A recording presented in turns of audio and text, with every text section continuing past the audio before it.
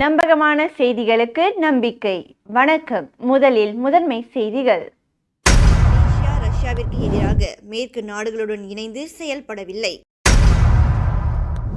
ஜலான் மஸ்ஜித் India பகுதிகள் பாதுகாப்பானவை. Tanjong Rambutan வடபகுதி ஸ்ரீ முருகன் ஆலய மகா கும்பாபிஷேகம். இந்தோனேஷியா அறிவியல் புத்தாக்க போட்டியில் செமினி தமிழ் பள்ளி மாணவர்கள் 2 தங்கங்கள் 2 வெள்ளிப் பதக்கங்களை வென்று சாதனை. டிக்டாக் காணொலி தொடர்பாக ஸ்லாங்கூர் மாநில உரிமை கட்சியின் 2 தலைவர்கள் கைது. மலேசியா அனைத்து நாடுகளுடன் நல்லுறவை பேணி வருவதால் மேற்கு நாடுகளுடன் இணைந்து ரஷ்யாவிற்கு எதிராக ஒருபோதும் செயல்படவில்லை என்று பிரதமர் டத்தோஸ்ரீ அன்வார் இப்ராஹிம் தெரிவித்தார்.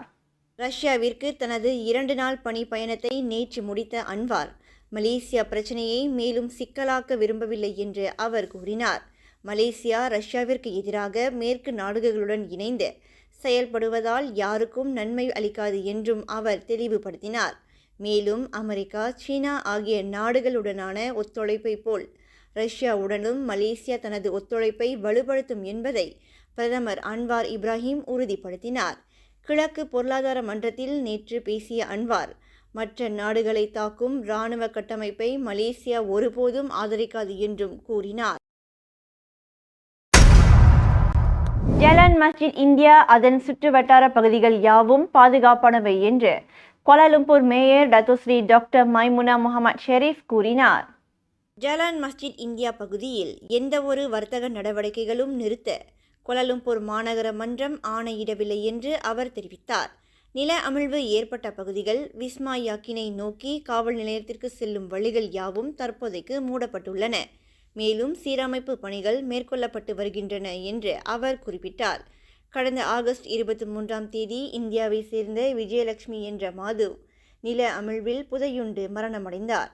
அவரின் தேடி மீட்கும் நடவடிக்கை 1 வாரம் நடத்தப்பட்டாலும் இறுதியில் எந்தவொரு கண்டுபிடிப்புகளும் பலனளிக்கவில்லை.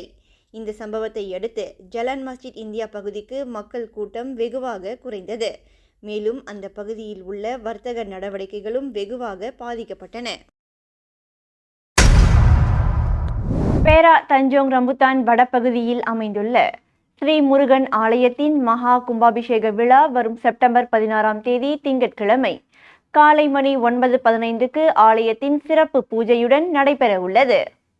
இந்த ஆலயத்தில் தைப்பூச விழா பிரதான விழாவாகவும் சிவராத்திரி விழா உட்பட பல விசேஷ பூஜைகளும் நடைபெற்று வருகின்றன. சுமார் 3 லட்சம் வெள்ளி செலவில் சீரமைக்கப்பட்டு நிர்மாணிக்கப்பட்ட இந்த ஆலய வளர்ச்சிக்கு பொதுமக்களும் அரசாங்கமும் ஆதரவு வழங்கி வருகின்றார்கள். இந்த ஆலயத்தை சுற்றிலும் 6 படை முருகன் ஆலயங்கள், அமைக்கப்பட்ட ஓவியங்கள், ஆலயங்களில் வடிவமைக்கப்பட்ட சிலைகள் உயிரோட்டங்களாக அமைந்ததாக உள்ளது. ஆலயத்தின் கோபுரத்தில் 35 அடி உயரத்தில் அமைக்கப்பட்ட வேல் பலரின் கவனத்தையும் ஈர்த்து வருகிறது என்பது குறிப்பிடத்தக்கது. இவ்விழாவிற்கு மாநில அரசு ஆட்சிக்குழு உறுப்பினர் சிவனேசன், உலுகிந்தா சட்டமன்ற உறுப்பினர் முகமது அரஃபாத், தம்பூர் நாடாளுமன்ற தொகுதிக்கான சிறப்பு அதிகாரி சுரேஷ் ஆகியோரும் வருகை புரிய உள்ளனர். இந்த மகா கும்பாபிஷேக விழாவில் பொதுமக்கள் அனைவரும் வருகை தந்து ஸ்ரீ முருகனை சந்தித்து திருவருட் பிரசாதம் பெற்றுக்கொள்ள வேண்டும் என ஆலய தலைவர் ராஜேந்திரன் கேட்டுக்கொண்டார்.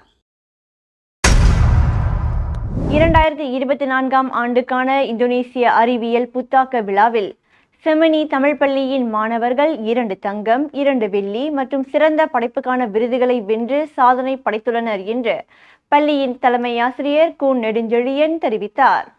இந்தோனேசியாவில் நடைபெற்ற 2024ஆம் ஆண்டுக்கான புத்தாக்க அறிவியல் போட்டியில் செமினி தோட்ட தமிழ் பள்ளி மாணவர்கள் 2வது முறையாக கலந்து கொண்டு மகத்தான வெற்றியை பெற்றுள்ளனர். அனைத்துலக ரீதியிலான போட்டியில் மாணவர்கள் சிறப்பான முறையில் வெற்றி பெற பயிற்றுவித்த இப்பள்ளியின் ஆசிரியை திருமதி ஷாமினி, திருமதி உமாதேவி, திருமதி தமிழரசி, திருமதி வினோதினி, திரு விஜயன் ஆகியோருக்கு பள்ளியின் தலைமை ஆசிரியர் தனது நன்றியினை தெரிவித்துக் கொண்டார். மேலும் மாணவர்கள் ஜெகன் ரூபன், கார்த்திகேயன், தர்ஷிகா, சித்தேஷ், கிஷோர், முகேஷ், சன்மிதா, வேதாஸ்ரீ, தாமிரா, லக்ஷன், ஈஸ்வரன், லோகன்ராஜ் ஆகியோர் செமினி தமிழ் பள்ளியின் சார்பில் பங்கேற்று இப்பள்ளியின் நற்பெயரை சர்வதேச அளவில் பெருமை சேர்த்துள்ளனர் என அவர் குறிப்பிட்டார். ஸ்லாங்கூர் மாநில அரசாங்க நிகழ்ச்சிகளை விமர்சனம் செய்து அதனை டிக்டாக்கில் பதிவிட்ட ஸ்லாங்கூர் மாநில உரிமை கட்சியின் 2 தலைவர்கள் கைது செய்யப்பட்டனர். ஸ்லாங்கூர் மாநில உரிமை கட்சியின் தலைவர் கே. குணசேகரன், துணைத் தலைவர் கே. சுந்தரராஜு இருவரும் நீலாய், கில்லான் ஆகிய 2 வெவ்வேறு இடங்களில் கைது செய்யப்பட்டதை வழக்கறிஞர் எல். மேனகா உறுதிப்படுத்தினார். அவர்களுக்கு 1 நாள் தடுப்பு காவல் வழங்கப்பட்ட நிலையில் இருவரும் இன்று விடுதலையாகலாம் என்று அவர் தெரிவித்தார். 1998ஆம் ஆண்டு தொடர்பு பல்லூடக சட்டத்தின் செக்ஷன் 5(9), 1955ஆம் ஆண்டு சிறு குற்றங்கள் சட்டத்தின் செக்ஷன் 14 கீழ் அவர்கள் விசாரிக்கப்பட்டனர். வி. பாப்பாராயுடு மேற்கொண்ட போலீஸ் புகார் காரணமாக அவர்களுக்கு எதிராக விசாரணை நடவடிக்கை முடுக்கிவிடப்பட்டதாக வழக்கறிஞர் குறிப்பிட்டார். ஸ்லாங்கூர் மாநில அரசாங்கத்தின் கீழ் இந்தியர்களுக்காக நடத்தப்படும் ஐசிட் சித்தம் திட்டங்கள் தொடர்பாக இருவரும் விமர்சித்து காணொளியை பதிவிட்டனர்.